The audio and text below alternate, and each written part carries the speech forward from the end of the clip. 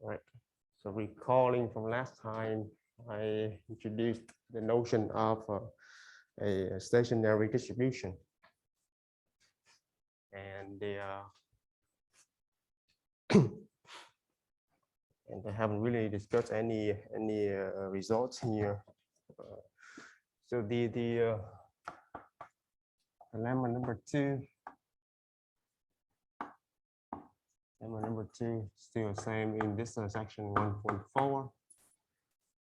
This is lemma 1.26 in the textbook, saying suppose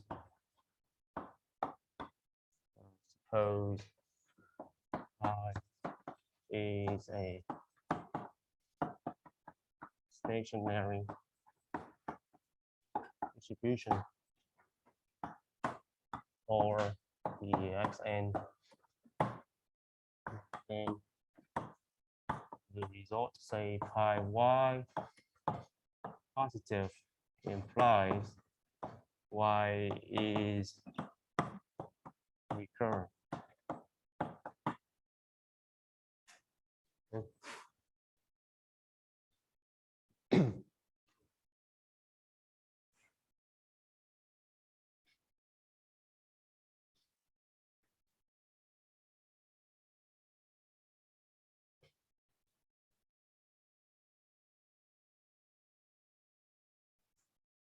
All right. I note that this theorem, this lemma over here only gives the forward direction. So if suppose I have a distribution pi on the state space S, pi y positive, then that will imply y is recurrent. So put a remark here before I talk about the proof. The reverse does not hold in general.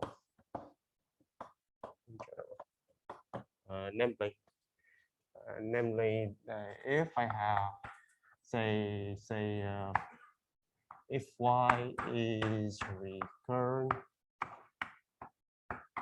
and say pi is a stationary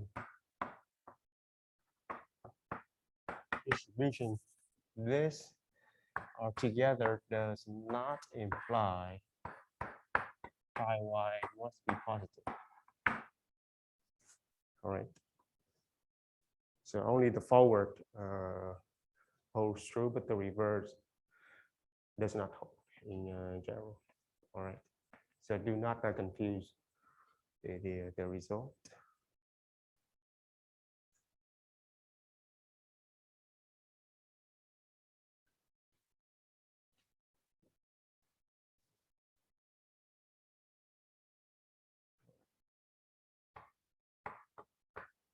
The proof of what is that? Lemma number two.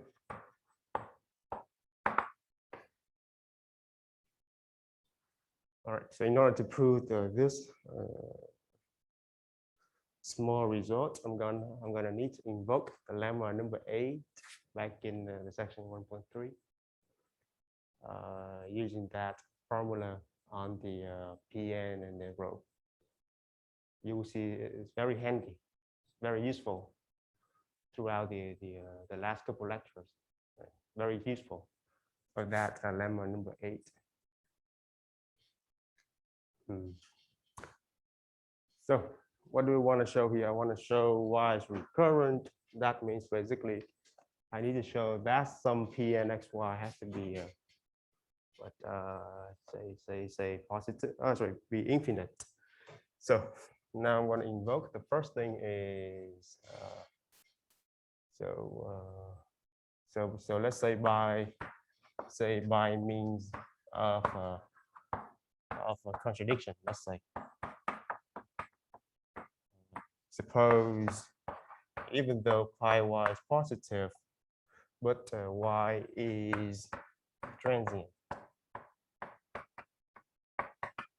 All right. then what does it tell me? It tells me that I would have the first equality. Then by that lemma A 3 for all, let's say for all Z,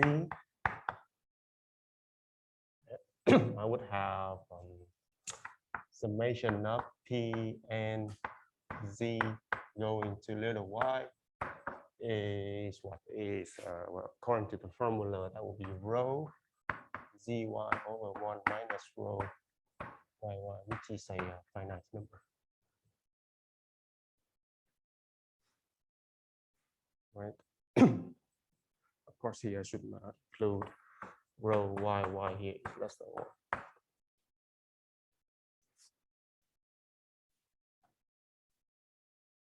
Right.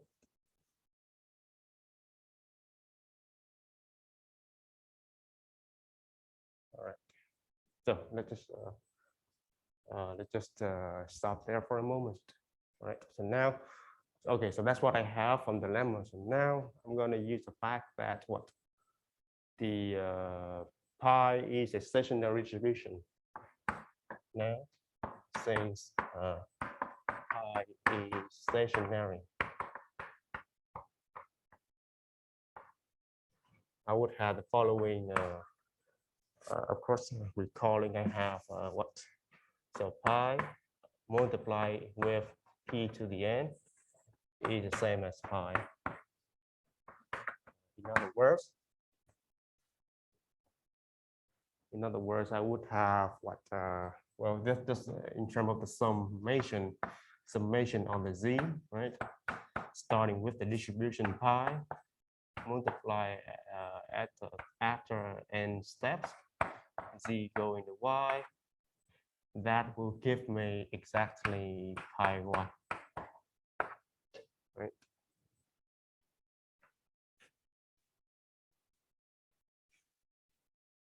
Just definition, pretty much definition of stationarity.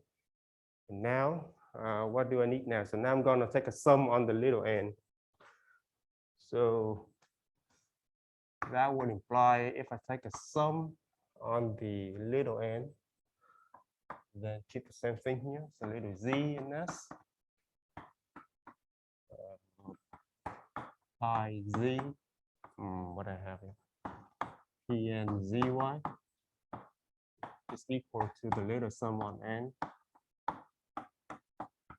pi y, right? So take a summation all over the time step. So this would say so for all n over here, that's what I would have. And the so now in order to somehow recover this series, I need to switch the order of the sum.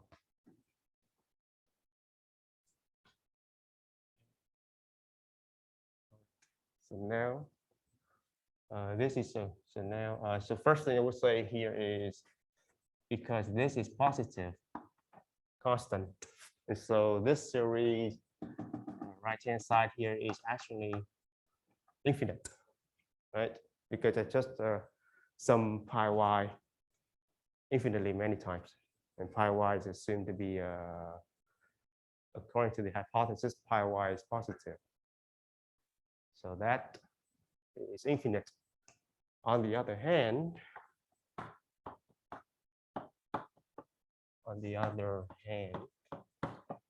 so if I switch the order of the sum, right, this is equal to summation of the little z in s, summation on n,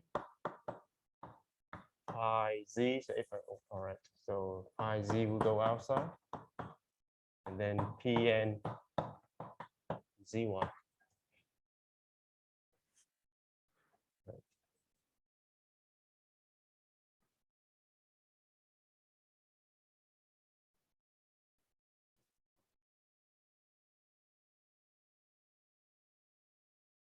So Now, because of that observation, this is equal to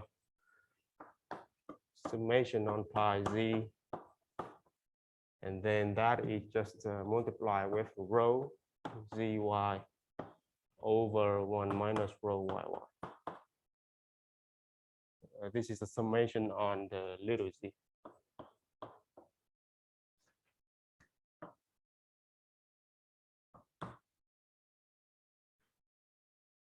Yeah.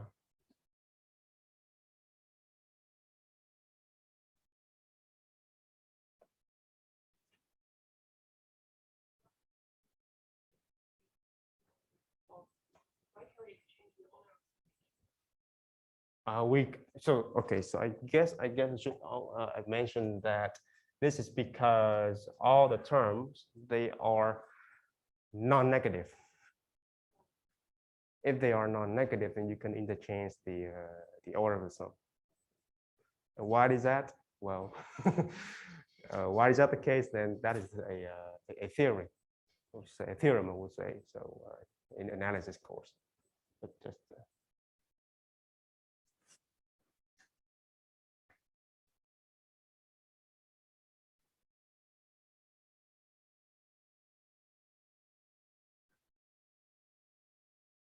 All right, so up to this point, what would be the contradiction now?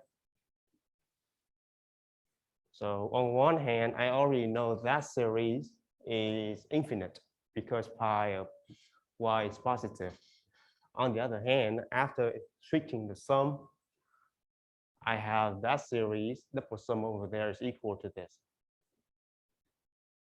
according to the contradiction hypothesis. Right. So now, so apparently up to this point, I want to show that this sum over here is finite. So on one hand, it is infinite. On the other hand, it is finite. So I will get the contradiction, basically. So how do I do that? So up to this point, we will need to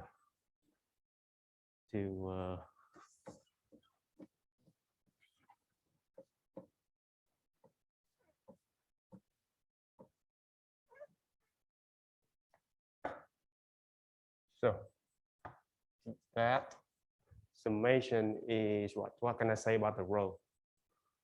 The rho zy is just a probability number, and so that is always less than 1. So I have that is clearly less than pi z 1 minus rho y1. Right. This is because clearly that rho zy is always bounded to rho by 1. Obviously. So what is the next thing? Well, this is just a constant. So it can be pulled outside. 1 minus rho y1, leaving me inside z, and that's pi z. So what can you say up to this point? What is that sum? What is the value of that sum? Just 1, because pi is a distribution, right? So pi is a distribution on S. This is just equal to 1. Because pi is a distribution on S. So anyway, up to this point, you will see that's 1 over 1 minus rho yy, and that is finite. So I get the contradiction, right? Okay.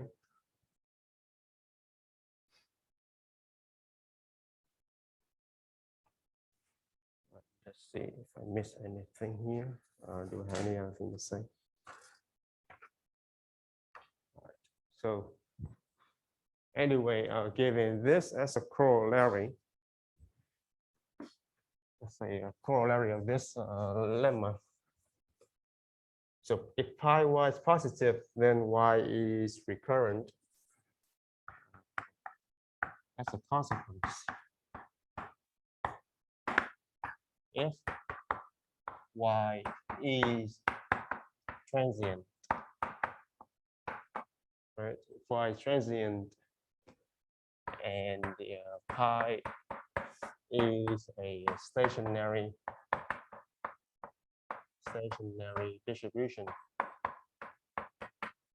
then the conclusion is how y must be identically 0. Yeah, just the corollary of that result, because otherwise, suppose pi y is positive, then y has to be recurrent. Right.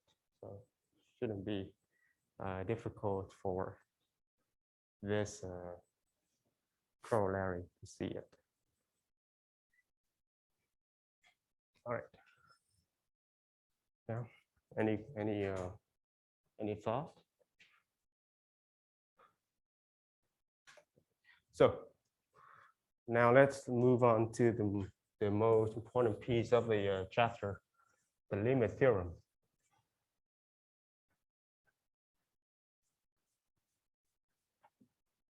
Section 5. Theorem.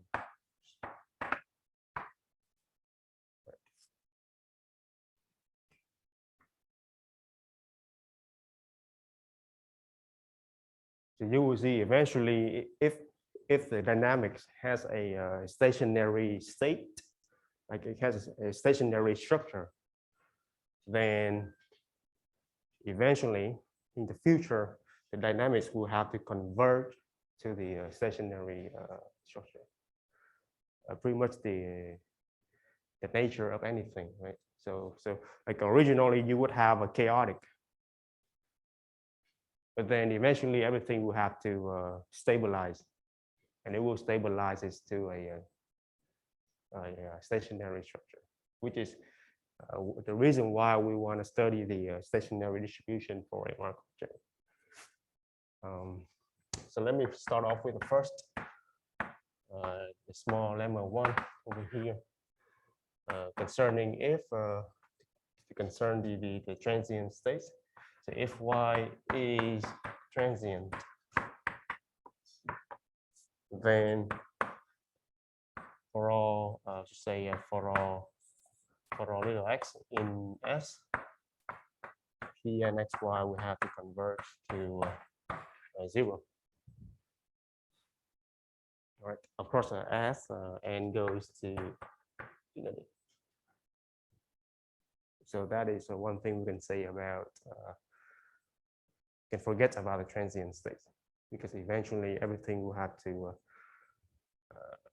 go to 0, provided it start from anywhere. So I don't worry about transient. All right, so why is that the case?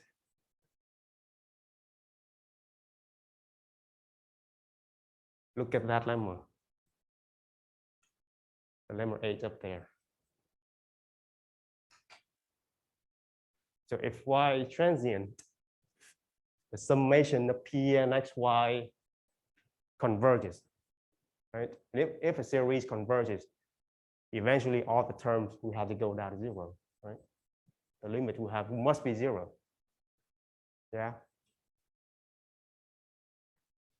This is clear, since well, just a quick proof here.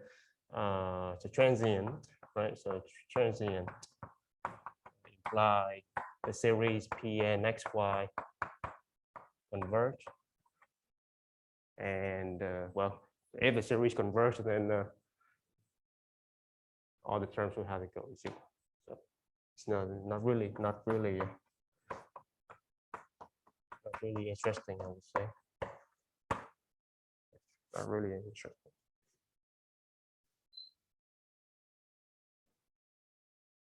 Yeah, not really interesting. All right.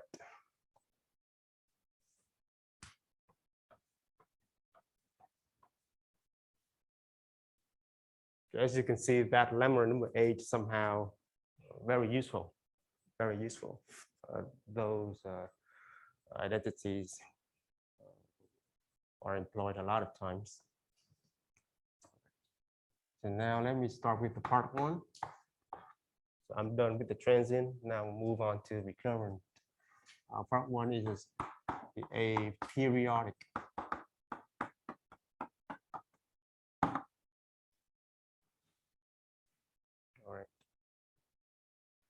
let me give a definition.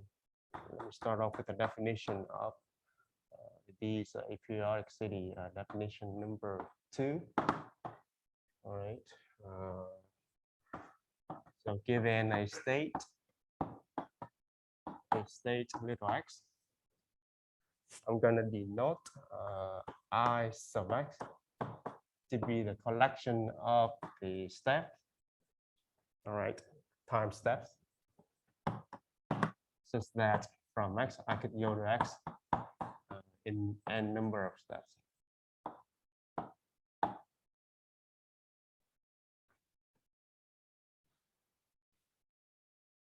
So from x I could go to x in n steps. So those time steps, I'm going to call that collection to be Ix. So then I'm going to call the period of x is defined to be, definition here is defined to be the greatest common divisor of Ix. What is the greatest common divisor? What does that mean?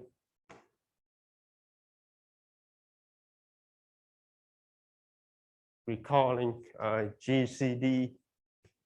What is GCD? Well, so I guess let me move over here. So let me put that notation over here. So GCD, common greatest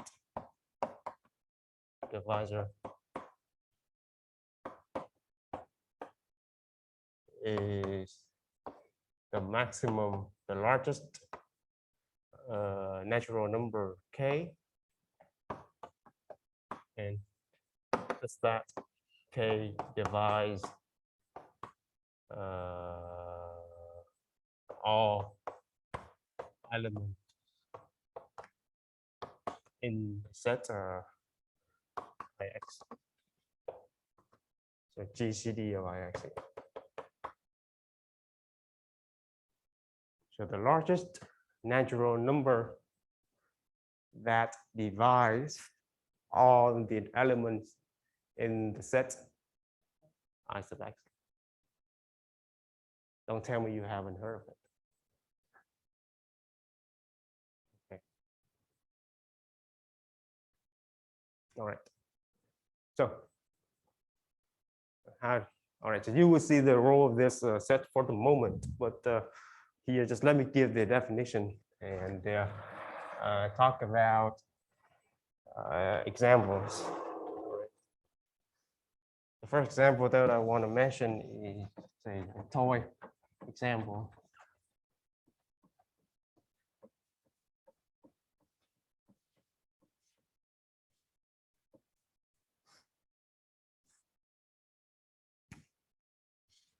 So,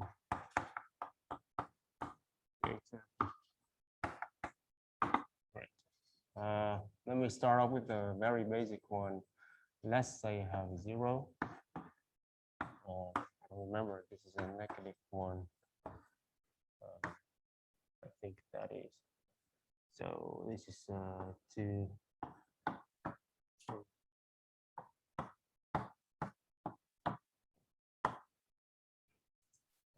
This, I guess. Yeah. Suppose I have a state space and a Markov chain running like that. I don't specify the explicit probability. Okay, let's just assume I have that. So now the claim is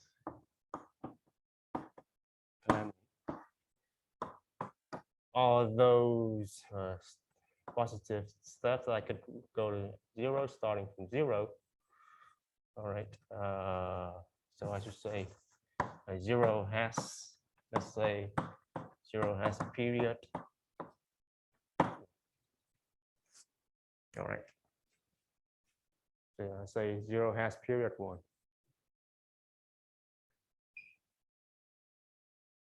So that in order to determine, in other words, 1 is the greatest number that divides all the elements in I0, right?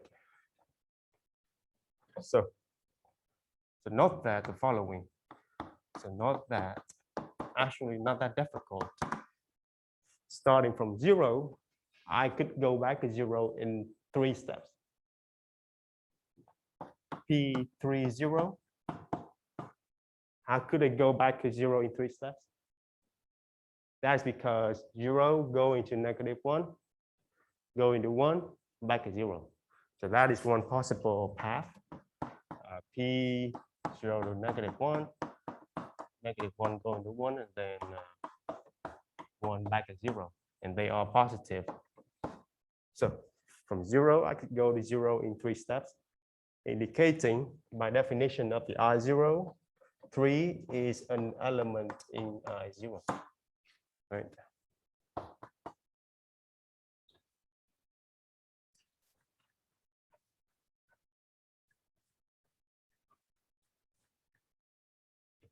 Yeah.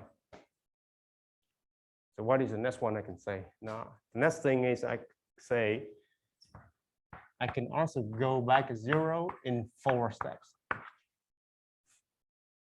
Because from 0, I could go to 2, down to 3, left to 4, and then back up to 0. So that is another possible path.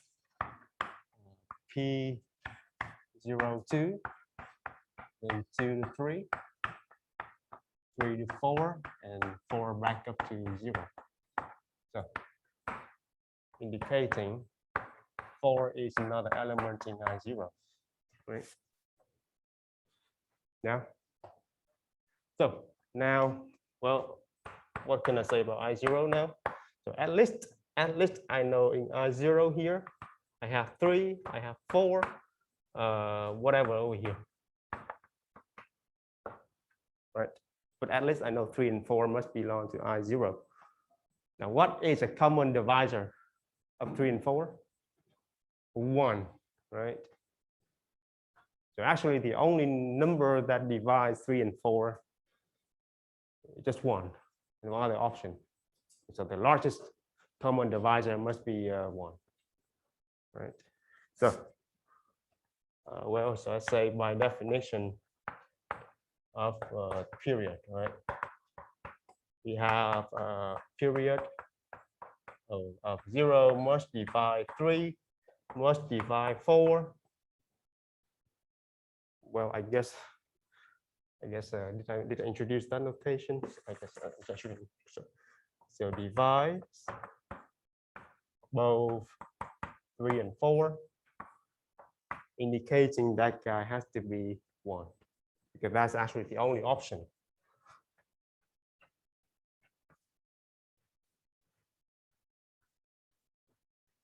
Right. So indicating that period of 0 being the greatest common divisor by 0 can only be 1. Yeah.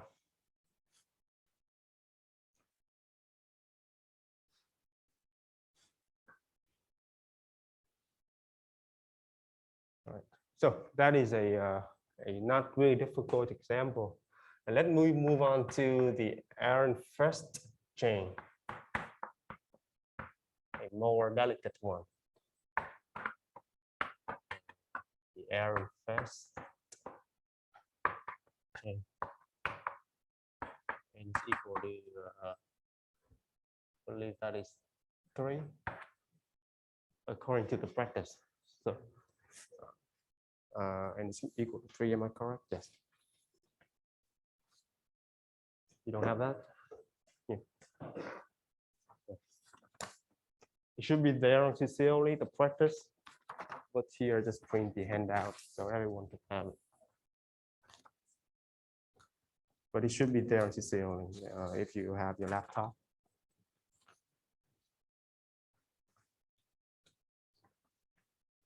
All right. Oh, you don't have it? Sorry. So allow me to skip the the derivation of the chain, like why would I have this matrix? All right, just go read the book here. It should be there in example number 2 or number 3, 1.2 or 1.3, I don't remember. All right, so the derivation of the chain, let's just skip it. Now let's just look at this matrix. All right. So probably, well, I guess when I look at this, I should mention this is practice. Practice number 1, problem number 1 should be there in CCL. Okay.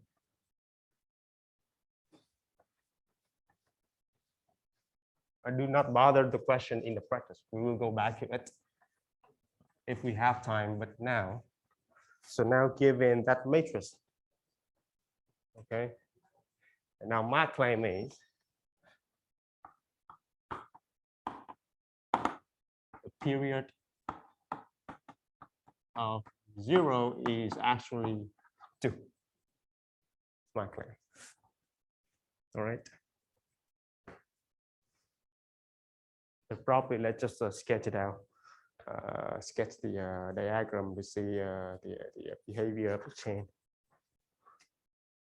So starting what 0, 1, 2, 3. 0 must go to 1. 1 could either back to 0 or 2. 2 back 3. Oh, sorry, up to 3 or down to 1, and 3 have to go back to 2. With really 1 here anyway. So.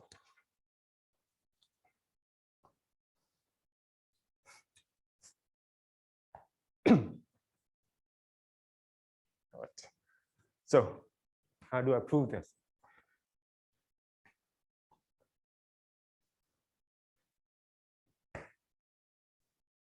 So actually, this actually comes from the fact that I'm going to prove that indeed the I0 here, the number of steps I could reach 0 starting from 0, they are only the even steps. 2, 4, 6, 8, 10, so on. All right. That means I cannot reach 0 in a an odd number of steps. That's impossible. I can only go to 0 in an even number of steps, and actually for every even number of steps, I can reach 0. All right. So how do you prove that? So now the hint that I'd like to say is considering the p square. P square. All right. Now, considering the p squared, how about you guys compute p squared?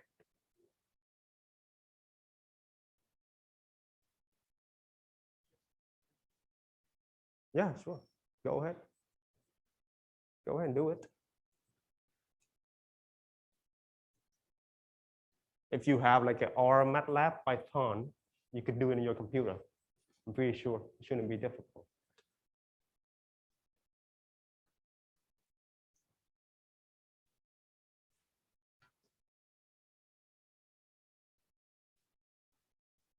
Yeah.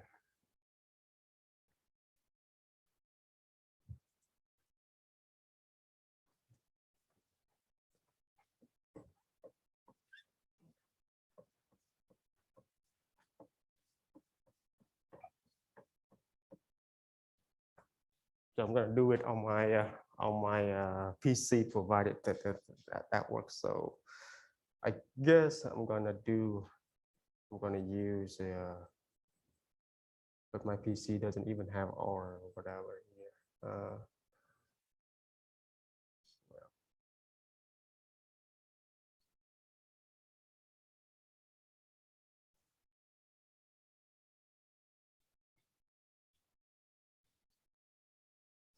I guess I'll just do it here.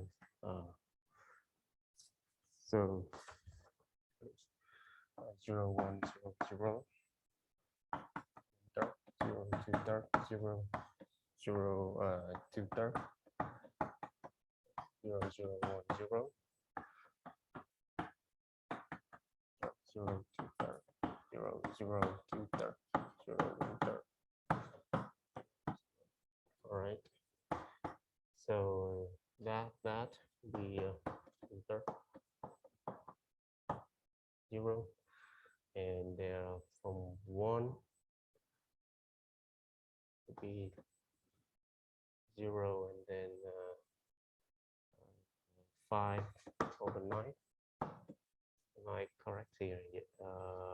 No, not really. So 3 plus 4, 7.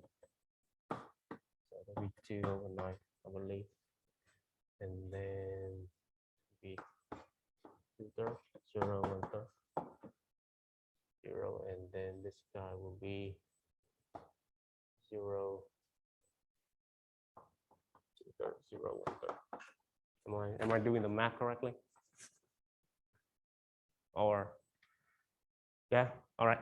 So this is the p square, right? This is p squared. Yes.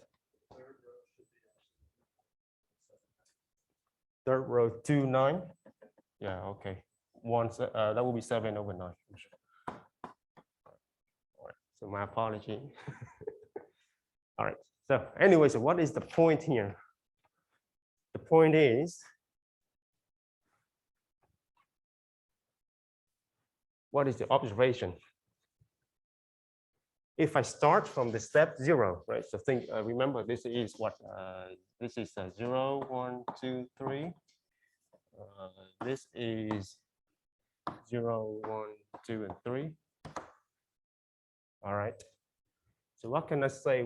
Observe that if I start from 0 in 2 steps, where I can end up with?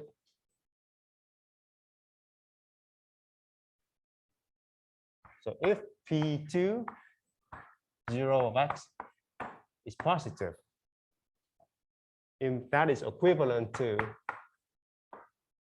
x here is only 0 or 2, right? In 2 steps, if I start from 0, I can only end up with 0 or 2. Similarly, if I start from 2, I go to some x in 2 steps. What is that x here? Still 0 or 2, right? 0 or 2. Okay. Yeah. So how about a 1 and 3? Starting from 1, I cannot get to 0 or 2 in 2 steps, and similarly for 3, right?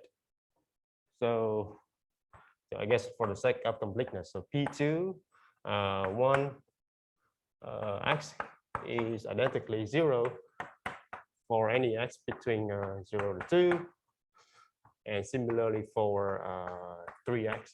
Yeah. Similarly, right?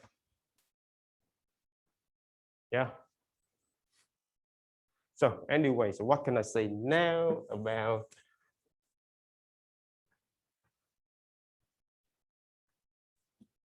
now? The P2n. So now going back to the period.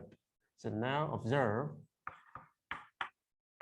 P2n 0, 0. All right.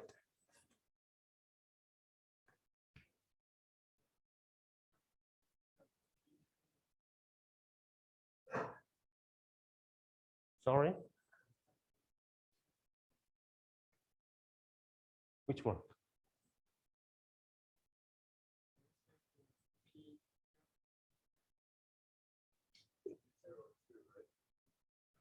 Yeah, that is 2, of course. I'm sorry, my bad handwriting. That is 2. Sure. Sure. Yeah. So now, according to the Kolmogorov equation, right, Chapman-Kolmogorov, this is simply, well, let me exhaust all these possible steps.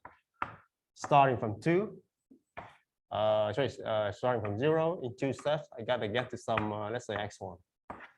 Starting from the x1, I go to some x2. P2, well, how many steps in total? 1, 2, 2. So I believe the last guy will be x n minus 1, right? Yeah.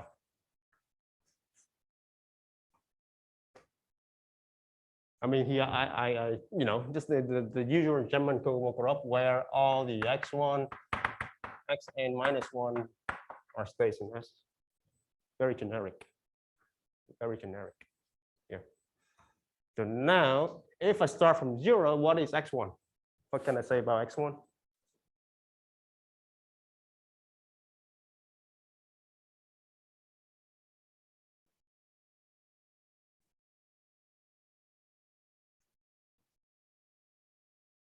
Either 0 or 2, if I want it to be positive, right?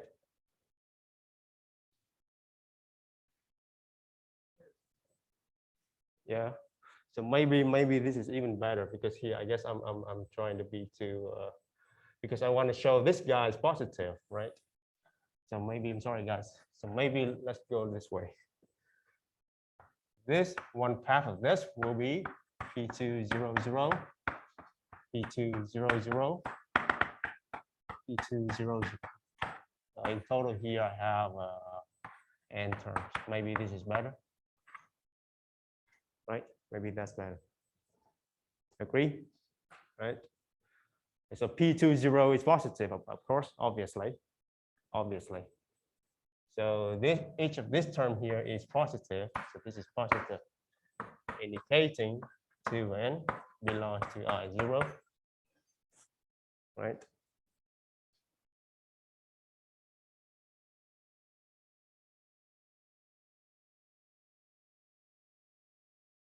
That shouldn't be difficult.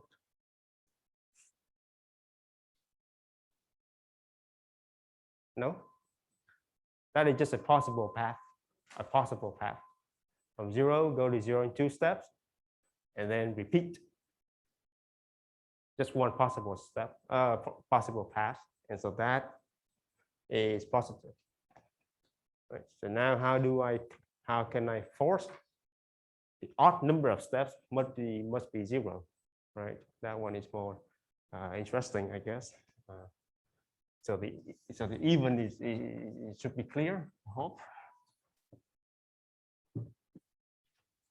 Now how about the odd though? So now for the odd, you will see so P 2n plus 1 0 0. This is summation of P.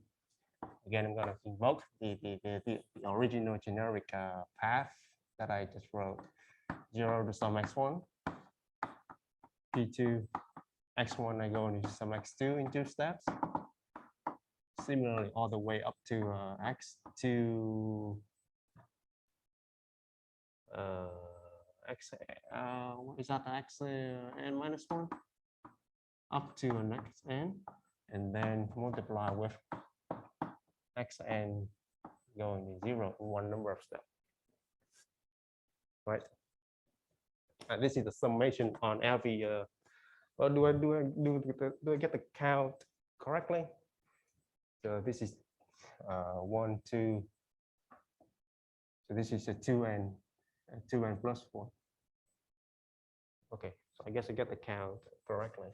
So x1 a lot, they are just generic stays in S. All right, so now what can I say about the x1? If the x1 either 1 or 3, then the whole path is 0, right? So you start from if x1 is either 1 or 3, the path is identically 0, right? Because 0 cannot go to 1 or 3 in 2 steps. So if x1 is 0 or 3, sorry, is 1 or 3, then the whole probability here, because this guy is already 0, so the product is 0. So I don't trivially. So the path 0. So now, the first thing may, x1 here must be either 0 or 2. Right? That's one thing I can say. If I want the path to be have a positive probability, forcing the x1 must be 0, 2. And then you repeat the procedure, right? You repeat the procedure. So then similarly, so if x1 is 0 or 2 by the observation, so that would force the x to, if x1 is either 0 or 2, what can I say about the x2? Either 0 or 2, right? Forcing x2 can only be either 0 or 2. It cannot be 1 or 3 because of that observation there, right?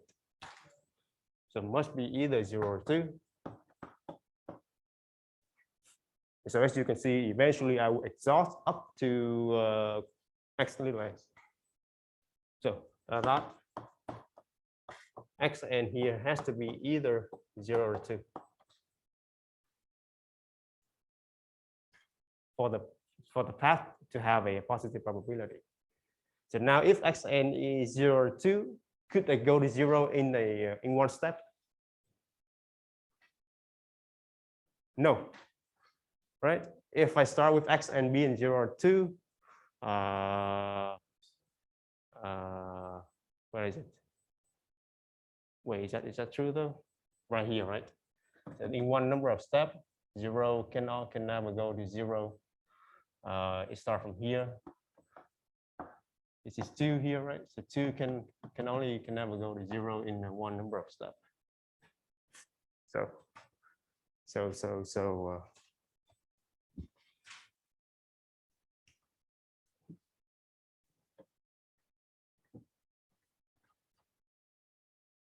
now, if xn is either 0 or 2, p xn 0 is identically 0.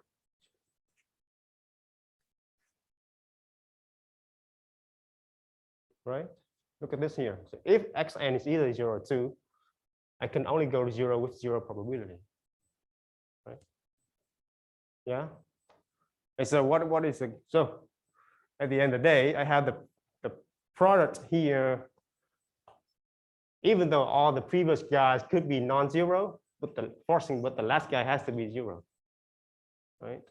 And so the path here has to be 0, and so I sum on 0, basically. I sum on 0. Yeah. Is that good for the exam? Is that good? Yeah. Should be something like that. Yeah. If it's too hard, I'll give the hint. So don't panic. If it's too hard, I'll give the hint. So don't worry. Okay. Anyway, so conclusion now is P2 0x1. Whatever I can say to this point here now, it has to be identically 0, implying the summation on the path here is 0. In other words, what P2n plus 1, 0, 0 is identically 0. Yeah. And so that implies I sub 0 only contains even numbers, and the greatest common divisor is 2. So I guess for the sake of completeness, let me write it down here. So that would imply I0 only contains 2, 4, 6, 8, so on.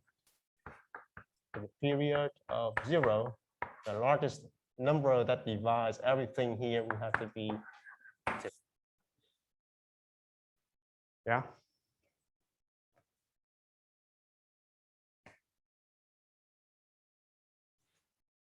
All right. So I guess well, yeah, that should be it. All right.